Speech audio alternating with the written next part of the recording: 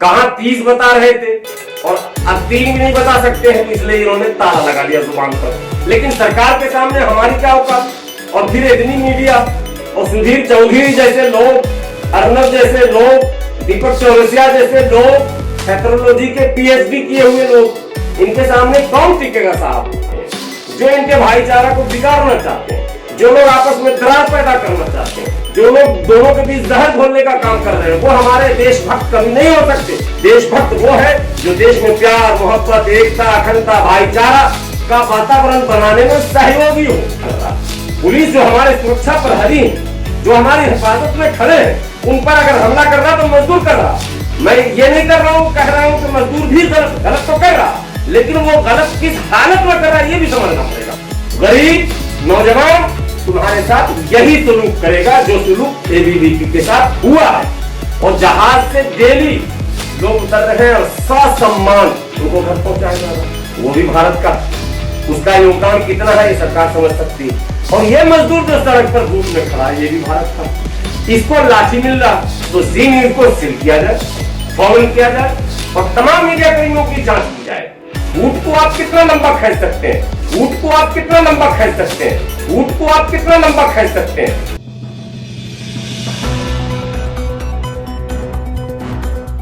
आदाब, नमस्कार, अस्सलाम वालेकुम नाज़रीन। पल पल न्यूज से मैं हूं आप लोगों के साथ नदीम अकरम।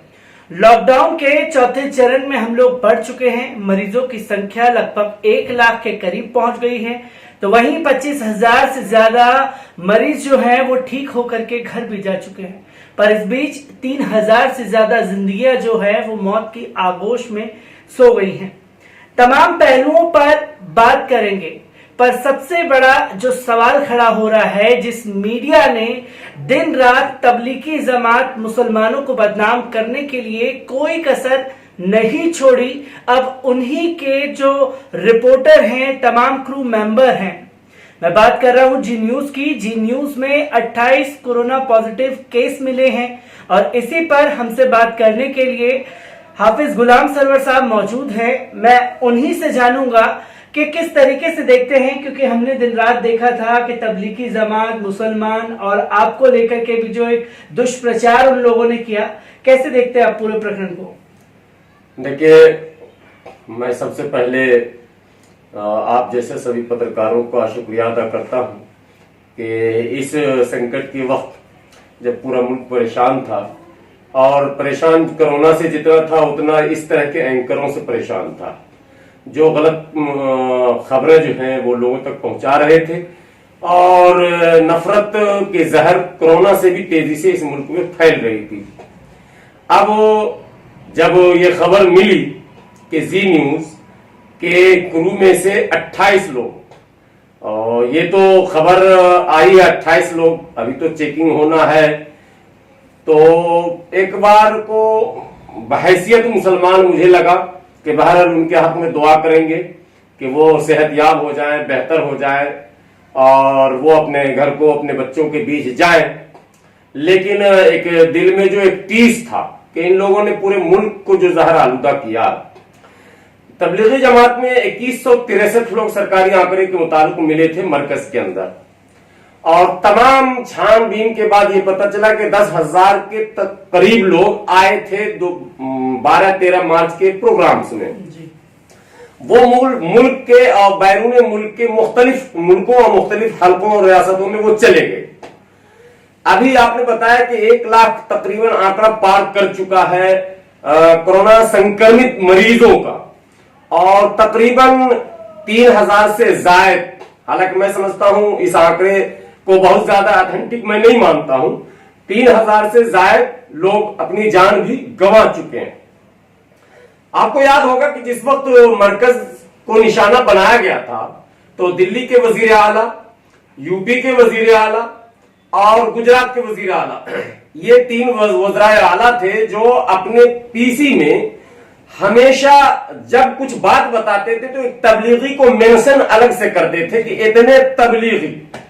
पिछले 1-1.5 महीने से ज्यों ज्यों ये रेशियो बढ़ रहा, इन्होंने तबलीगी बोलना बंद कर दिया जी।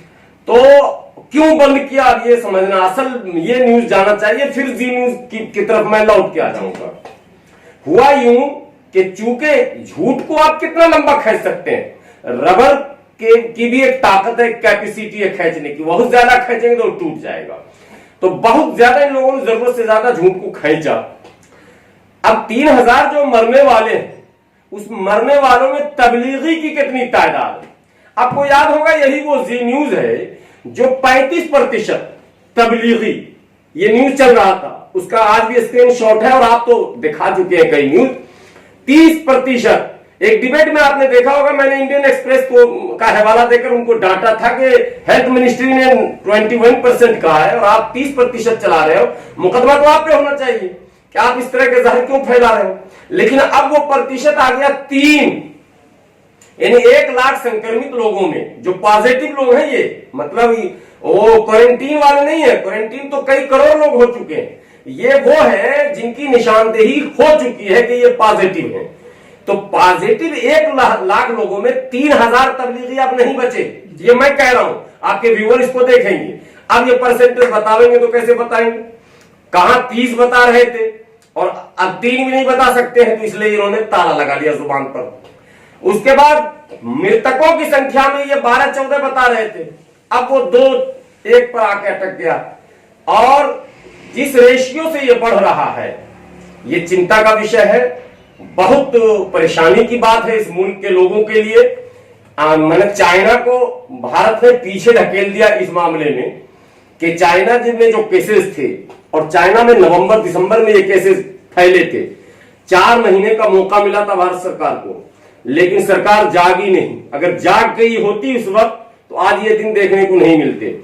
तब भी सरकार ने 68,000 विदेशी नागरिकों को यहां लाया था विदाउट स्क्रीनिंग, अपने अपने सोसाइटी में उनको भेज दिया गया था। लेकिन सरकार के सामने हमारी क्या औकात, और फिर इतनी मीडिया और सुधीर चौधरी जैसे लोग, अर्नब जैसे लोग, दीपक चौरसिया जैसे लोग, थेथरोलॉजी के पीएचडी किए हुए लोग, इनके सामने कौन टिकेगा साहब। आज भी मुल्क के 10 से 12% नौजवानों के दिमाग में जो जहर इन्होंने डाला था वो अभी निकला नहीं है। नहीं, अब जब जी न्यूज पॉजिटिव हुई, अब सवाल नंबर 1, सुधीर चौधरी आप ये बताओ कि 3 दिन में आप गए थे या 40 दिन में गए थे? मरकज के अंदर साद साहब के साथ कितने दिन रहे, अब मुल्क को बताओ, क्योंकि कोरोना हॉटस्पॉट तो निजामुद्दीन है, और जो निजामुद्दीन गया, हजरत जी से हाथ मिलाया या तबलीग वालों का झोला उठाया या उसके साथ खाना खाया या उसके साथ बैठा, उसी को होगा, बाकी तो मुल्क में किसी को होना नहीं चाहिए, ये सुधीर चौधरी कह रहे थे। तो अब सुधीर चौधरी ये बताए कि जी न्यूज के 28 जो स्टाफ हैं, ये 3 दिन में गए या 40 दिन में गए या अशरा में गए, या इन्होंने जमात वालों के अपने घर पे दावत की थी, क्या किया था, कैसे हुआ, क्यों हुआ, मुल्क के सामने आकर इनको बताना पड़ेगा। अब मुल्क इनसे पूछता है कि आप ये बताइए कि आपका डीएनए मैं कैसे करूं, आपके बारे में क्या मैं बताऊं मुल्क को। अब डीएनए में सुधीर जी आप आओ और आकर बताओ कि या तो मैंने 1 महीने में जो न्यूज चलाया, 2 महीने में जो न्यूज चलाया मुल्क के लोगों से, देखो मरना है उनको भी, मौत सबको है सुधीर जी, कोई बचेगा नहीं इस धरती पर, सबको मरना है। मरना है, अगर आप हिंदू हो तो हिंदू धर्म के अनुसार स्वर्ग और नरक पर आस्था होनी चाहिए, पाप और पुण्य का हिसाब आपको देना पड़ेगा, ये हिंदू धर्म में भी मान्यता है, मुसलमानों में भी यही मान्यता है कि गुनाह और सवाब, नेकी और बुराई का हिसाब देना, तो पाप और पुण्य का आपको भी हिसाब देना होगा। तो आप अगर हिंदू हैं, मैं तो समझता हूं ये हिंदू नहीं है, ये लोग नास्तिक हैं, ये लोग देश के लिए दीमक हैं। अगर हिंदू होते और है तो मैं स्वयं दोबारा कह रहा हूं, वो क्या कहते हैं, प्रायश्चित करे, तौबा करे, वो मुल्क के सामने माफी मांगे और बताएं कि हमने गलत न्यूज चलाया, भैया तबलीगी जमात वाले का कोई रोल नहीं था, हमको इस मुल्क में घिरना फैलाना था, हमको उसके लिए पाकिस्तान से फाइनेंस हुआ था। मैं फिर बोल रहा हूं, एक बार और इंटरव्यू में मैंने कहा, जो लोग इस देश के हिंदू मुस्लिम एकता को तोड़ना चाहते हैं, जो इनके भाईचारा को बिगाड़ना चाहते हैं, जो लोग आपस में दरार पैदा करना चाहते हैं, जो लोग दोनों के बीच जहर घोलने का काम कर रहे हैं, वो हमारे देशभक्त कभी नहीं हो सकते। वो या तो दुश्मन ममालिक के एजेंट तो हो सकते हैं, कभी भारत का वो सच्चा सिपाही, सच्चा सपूत और सच्चा देशभक्त नहीं हो सकता किसी कीमत पर। देशभक्त वो है जो देश में प्यार, मोहब्बत, एकता, अखंडता, भाईचारा का वातावरण बनाने में सहयोगी हो, जो काम पत्रकार का भी है और औरों का भी है। पत्रकार भी 2 प्रकार के हैं और और भी दो प्रकार के, लीडर भी दो प्रकार के। तो अब जब ये फंसे हैं तो अब इनको भी एहसास हुआ, पूरे मुल्क में ये संदेश गया, भाई कोरोना धर्म नहीं देखता, कोरोना जाति नहीं देखता, कोरोना चेहरा नहीं देखता, कोरोना गरीब अमीर भी नहीं देखता। कोरोना एक मर्ज है, जो भी इसके साथ लापरवाही बरतेगा या जो भी उन उसूलों की खिलाफ वर्जी करेगा कोरोना के चपेटे में आएगा। तो अब इस सच्चाई को ऊपर वाले ने मुल्क के सामने लाने का एक मौका दिया, और यह भी 28 है सर। मैं सरकार से गुजारिश करूंगा, हेल्थ मिनिस्ट्री से मेरी अपील है कि जी न्यूज के सारे रिपोर्टर्स, सारे क्रू मेंबर्स, कैमरामैन पर टोटल क्रू मेंबर्स सबकी जांच होनी चाहिए। और जी न्यूज में जो लोग डिबेट में जाते थे, जितने मौलवी, मौलाना, पंडित, स्कॉलर्स, सबकी जांच कराई जाए, क्योंकि ये वहां कैंटीन में नाश्ता भी करते होंगे। अल्लाह का शुक्र है कि मैं आज तक जी न्यूज में डिबेट में नहीं गया, जिसकी वजह से इन लोगों ने हमारे साथ स्टिंग ऑपरेशन जो किया वो इसी कारण किया। ये बुलाया जाता, हमें बुलाया गया, मैंने कहा जी न्यूज का मैं बहुत पहले से बहिष्कार किया हुआ। अब आर भारत का भी कर चुका हूं, आपको खबर नहीं तो मैं बता दूं, सामने को पता चल जाए। आर भारत का भी मैंने अब बहिष्कार कर दिया, चूंकि वो न्यूज जो एक ही खामखा की बात आप चला रहे हैं। साहब ठीक है, आपने चला दिया मरकज पर, अब आगे बढ़िए। और मसाइल है मुल्क के सामने, हजारों मसले मुंह भाए खड़े हैं, पूरा मुल्क त्राही त्राही कर रहा, मजदूर खाने और पीने को लेकर परेशान है, खुले आसमान के नीचे चढ़ रहा, उसका दम हलक में अटक रहा, आप उस पर कोई चर्चा करने को तैयार नहीं। आप हमेशा जो घुमा फिरा कर हिंदू मुस्लिम, हिंदुस्तान पाकिस्तान, ये क्या कब तक चलेगा? तो अभी जो इश्यू इस मुल्क में है, अभी का शुरू से था कि जो मजदूर हैं, जो माइग्रेंट लेबर हैं, परेशान हैं, उनकी परेशानियों को कैसे कम किया जाए, उनको महफूज जगह पर कैसे पहुंचाया जाए, उनके खाने पीने का इंतजाम कैसे बेहतर किया जाए। आप साहब आज आखिर वो मामला आ गया, पूरे भारत में पुलिस पर हमले कौन कर रहे हैं? यही सुधीर चौधरी और जी न्यूज चला रहे थे कि पुलिस पर तबलीगी हमला कर रहे हैं। एक फोटो आज तक इन्होंने दिखाया नहीं, लेकिन इल्जाम लगाया। अब वीडियो मार्केट में आ रहा, मजदूर हमला कर रहा। पुलिस जो हमारे सुरक्षा प्रहरी है, जो हमारी हिफाजत में खड़े हैं, उन पर अगर हमला कर रहा तो मजदूर कर रहा। मैं ये नहीं कर रहा हूं, कह रहा हूं कि मजदूर भी गलत तो कर रहा, लेकिन वो गलत किस हालत में कर रहा है ये भी समझना पड़ेगा हमको। तो आज डॉक्टर पर हमला मजदूर कर रहा, मीडिया पर अभी मीडिया कर्मियों की पिटाई हुई ना भाई गुजरात में, तो वो तो हत्थे चढ़ गया एबीवीपी, हत्थे अगर जी न्यूज वाले चढ़ जाते थे इनको भी ठोक देते, क्योंकि ये जो समझ रहे हैं कि हम मुस्लिम के खिलाफ हम कर रहे हैं, वो देश के खिलाफ है, इसको हिंदू मुसलमान अब समझ रहा। सारा नौजवान, इतना मूर्ख कोई देश में बैठा हुआ नहीं है। इस हालात में कोरोना ने सबको समझा दिया है कि इंसानियत से बढ़ के कुछ नहीं। और ये लोग, जो लोग हिंदू मुस्लिम का एजेंडा चला रहे हैं, ये रियल में समाज में आप पिटेंगे। इसको कहने में मैं डरता नहीं हूं। या तो आप देश हित में काम करो, समाज हित में काम करो, मजदूर हित में काम करो, गरीब हित में काम करो, अन्यथा मजदूर, गरीब, नौजवान तुम्हारे साथ यही सुलूक करेगा जो सुलूक एबीवीपी के साथ हुआ है। हाफिज साहब, इधर मैं ये भी जानना चाहूंगा, क्योंकि एक को भी कोरोना पॉजिटिव केस मिलता है तो पूरी गली को क्वारंटाइन कर दिया जाता है 14 दिन के लिए, 14 दिन से ज्यादा का समय बढ़ा देता है। जी न्यूज में पहला केस मिलता है, जी न्यूज सील नहीं होता, 28 केसों की बात आ रही है, पर अभी तक हम लोग देख रहे हैं कि ब्रॉडकास्टिंग वहां से चल रही है। तो ये जो सरकार का दोहरा रवैया है वो क्यों है कि आम जनता के अलग है, जो उनके खास है उनके लिए अलग? देखिए, सरकार अभी WHO के ऊपर पूरी दुनिया में चल रहा कोहराम, वो तो आप देख ही रहे हैं। उसमें भारत भी शामिल हो गया है। अमेरिका ने आरोप लगाया कि वो चीन की तरफदारी कर रहा। तो ये मामला इंटरनेशनल भी है, नेशनल भी, और इंटर स्टेट भी हो रहा। सरकार जहां चाह रही कर रही, और जिला के अंदर भी हो रहा। ये भी आप समझ लीजिए, कहीं ना कहीं नाइंसाफियों का दौर और दोहरे नजरिए का मामला जो है वो आलमी सतह पे, मुल्की सतह पे, रियासती सतह पे इसका नजारा देखने को हम लोग को मिल रहा हर जगह। अब आप देखिए कि मजदूर, मैं एक वक्त बता रहा हूं, जहाज अरब इमारात से, शारजा से, दुबई से, सिंगापुर से, अमेरिका से, इटली से, जापान, जहाज से आप देख रहे हैं वंदे, वो जो क्या प्रोग्राम रखा गया, वंदे भारत, नमस्ते नहीं वंदे भारत, वो जो जहाज से लाया जा रहा है उसका एक अभियान का नाम रखा गया है। और जहाज से डेली लोग उतर रहे हैं और ससम्मान उनको घर पहुंचाया जा रहा है, वो भी भारत का। उसका योगदान कितना है ये सरकार समझ सकती है। और ये मजदूर जो सड़क पर धूप में खड़ा है, ये भी भारत का।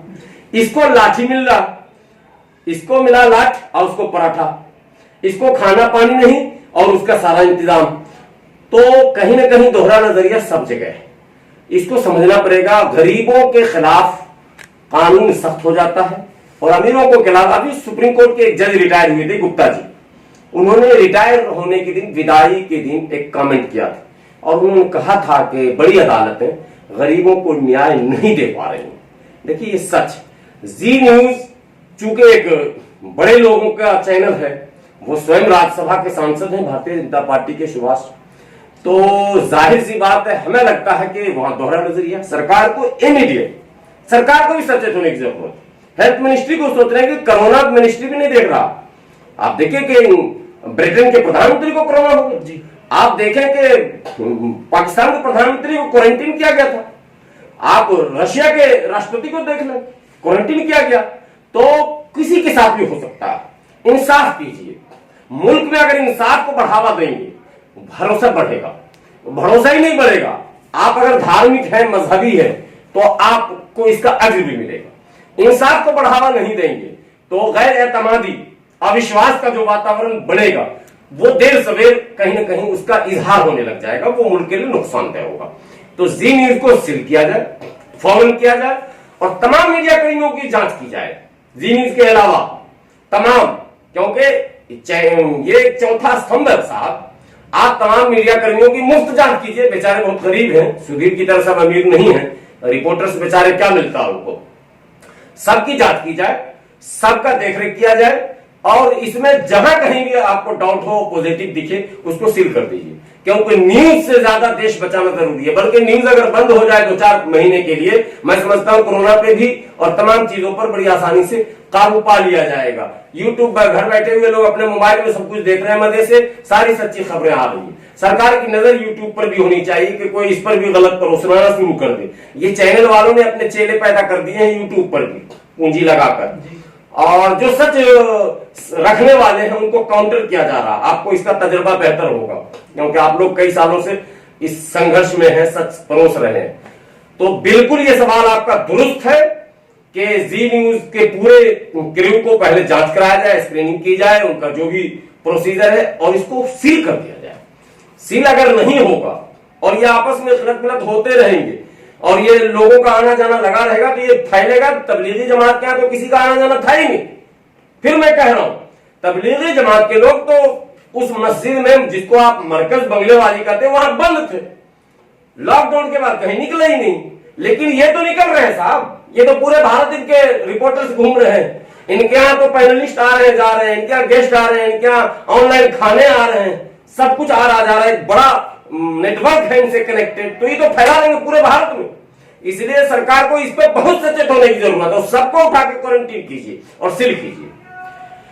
तो आप देख सकते हैं कि हाफिज गुलाम सरवर साहब हमारे साथ मौजूद थे, जिन्होंने जी न्यूज का जो नेटवर्क है उसी के ऊपर सवाल खड़े कर दिए हैं। क्योंकि हम लगातार दोहरा रवैया देख रहे हैं सरकार का कि अमीरों के लिए अलग कानून है और गरीबों के लिए अलग।